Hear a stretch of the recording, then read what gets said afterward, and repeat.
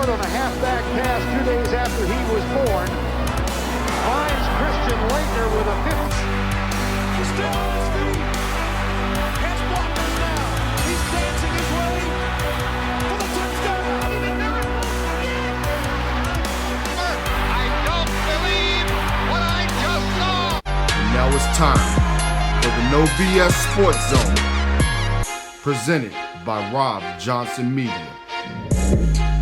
What's up, everybody? Rob Johnson here for the No BS Sports Zone. I'm back. Sorry I've been away from you guys for so long, but I'm back here for an episode of the No BS Sports Zone. Let's talk about the NBA playoffs.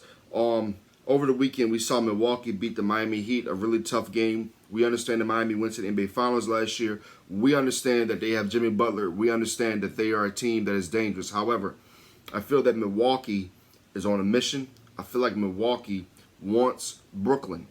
That is their mission, to not only beat Brooklyn, but get to the finals. Because, over the regular season, this team, I feel like, did a lot of things. They did a lot of good things. They did a lot of bad things. But I think they're coming together at the right time. I think a Milwaukee team last year, especially in the bubble, would have lost this game to Miami. But as they continue to grow as a team, Giannis, Antetokounmpo, Drew Holiday, Chris Middleton, he's continued to step up. And that's the other big thing. Chris Middleton is one of those guys where if he can step up and he can play good basketball, then there's really nothing that Milwaukee can't accomplish. Scoring 27 points, especially against the Miami defense, I feel like was a big accomplishment. Giannis, I'm not going to say only, he had 26. That complements their defense, their transition offense. And if Giannis can get the jump shots at the right times, then that makes them a very dangerous basketball team. Let's move on to the Dallas Mavericks versus the LA Clippers. Right on time, ladies and gentlemen. The LA Clippers, they are always doing this. The Dallas Mavericks are a dangerous basketball team.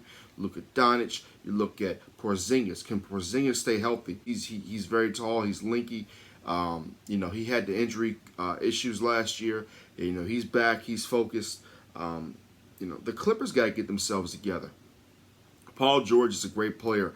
Paul George has had some great playoff moments. However, this is, I feel like, make or break. I was talking to my guy, Ty Montgomery, and we were talking about possible trades if the LA Clippers were to lose this series, even if they were to lose in the second round. Because for me, looking at the whole spectrum of the Western Conference, if you're the Clippers, there's no way that you can't at least make the Western Conference Finals. You were built to go to the Western Conference Finals. You are, you have the talent to go to the Western Conference Finals. So I really don't understand what the problem is there if you are the LA Clippers, if you cannot get to the Western Conference Finals. Now, we also look at the Brooklyn Nets, who were down early to the Boston Celtics, who have Tatum, who is a great player. He could go off for 50 at any time. But when you look at Harden, when you look at Westbrook, when you look at Harden, when you look at Kyrie Irving, when you look at Kevin Durant, you got Blake Griffin, you got other key players, Joe Harris, etc. This team is unstoppable right now, and it's going to take a miracle for the Boston Celtics to beat this team. So we'll see if Boston can get back in the series, but definitely I'm expecting a bigger win by Brooklyn in Game 2 as they get more comfortable, as these players on Brooklyn really haven't played all that much together. So it's a dangerous combination when they really get themselves together. Let's look at the Portland Trailblazers defeating the Denver Nuggets 123-109. It's expected for me.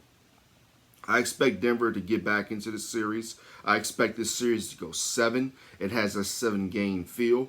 Portland, Damian Lillard, CJ McCollum, Carmelo Anthony, Jokic, Jurkic. These guys are, they want to get to the NBA Finals. They have the talent. The question is, will they wilt under the pressure? That's been one of the issues with Portland. Portland, when pressure's put on them, it starts to feel like they can't really handle it. So, if you are the Portland Trailblazers, can you handle the pressure of the Denver Nuggets? Can you handle the pressure of being up 3-2, 3-1, even 3-0? Because people are going to question, are you ready for the big time? And Portland has enough great players that I think they can get over the hump. but they're going to have to prove it to us, and that's just all to that. You look at Sunday's action. The LA Lakers go down to the Phoenix Suns. It's very simple. LeBron James and Anthony Davis did not step up in this game. And there's one reason. Because the Phoenix Suns defense did what they needed to do. And the second reason is, I should have said one defense, one offense. But the number one reason on defense is because Phoenix stepped up. DeAndre Ayton, the young man out of Arizona who was drafted a few years ago, he really put the hammer to Anthony Davis. And on offense, basically, Devin Booker. You know, Booker is one of those guys where you've been looking for him to get that opportunity to break out, for him to get to that playoff situation. And scoring 34 points, 7 rebounds, and 8 assists, he really showed up and he really gave the team what they needed. And I think that was very crucial to what they need to do to win yesterday. Like I said, defensively, Phoenix did enough to keep down LeBron James and Anthony Davis. And if you're Anthony Davis, you got to go. You know, you're calling yourself, not calling yourself, but a lot of people call him the second coming, next big man in LA. You got to show it. You got to show that, you know, what you're really about. Sixers and Wizards, Russell Westbrook. He didn't step up. Russell Westbrook looked like he was drained out of energy, which you expect this time of year. He puts so much energy into the regular season. Sometimes he gets to the postseason and things kind of go left, you know, out of left field for this guy. So, you know, right now they can't stop Joel Embiid. The Sixers are too strong. I think the Wizards go down in 5. The Atlanta Hawks defeat the Knicks as a crowd comes back to Madison Square Garden and Trae Young says, shh, great game, should be a great series. I got the Knicks in 7.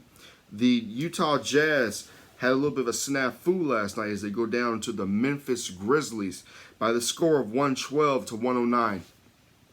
I really think that Memphis is a dangerous team with Ja Morant and the rest of those young parts, but I think Utah can get back into this series fairly quickly. I have Utah winning in 6, as this will be a tough series, and this will help Utah propel and get them better as they get to the next series. I'd be very shocked if Memphis were to win this series, but I wouldn't be shocked.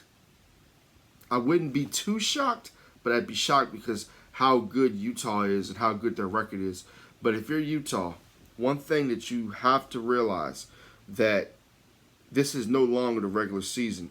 And doing things like this, 12 of 47 from three-point land, which is 25%, that ain't going to get it done. Missing a bunch of three-pointers. When you got 14 turnovers to 9, when the Memphis Grizzlies outscore you 62 to 42 in the paint, you've got problems. Dylan Brooks scoring 31 points. Valanciunas, a great player who doesn't get all the hype nationally. I think that he is the key. If, you know, Dylan Brooks, Ja Morant, great players, but Valanciunas, if he plays out of his mind, the Memphis Grizzlies definitely can win this series in about 6 or 7 games, and that is for sure. Now, ladies and gentlemen, let's get to some NFL news. We're still dealing with this Aaron Rodgers saga, and the question is, and I want to know from you guys, who's going to get traded first? Is it going to be Aaron Rodgers? It's going to be Julio Jones. Julio Jones has been on the block damn near the last 3 or 4 months. So pretty much after the regular season ended, Julio has been on the chopping block. So, and I'm not going to include Deshaun Watson right now because we don't know what his situation entails. We don't know if he's even going to play this season. So right now, the guys that we definitely know are going to be on the field are Aaron Rodgers and Julio Jones. Which guy gets traded first? And if a guy gets traded, where does he go and what kind of impact does he make? Right now, for me, I think the one team that really needs a Julio Jones is the Tennessee Titans. And I feel that if he were to go there, you know, he could go there. He doesn't need to catch 120, 110, 100 balls. He catch about 80 balls for about 1,100 yards, maybe 10, 11 touchdowns. You know, you run the ball with Henry, you get the ball out to your other weapons, and I think that's good for Tennessee. Because for the Titans, there's no reason you shouldn't win this division. You got the most talent. I heard a former GM the other day call Ryan Tannehill a great quarterback, which is laughable. Ryan Tannehill is not a great quarterback. We throw the term great around way too much. I'm going to say it again. We throw the term great and GOAT around too much in this era. Stop it.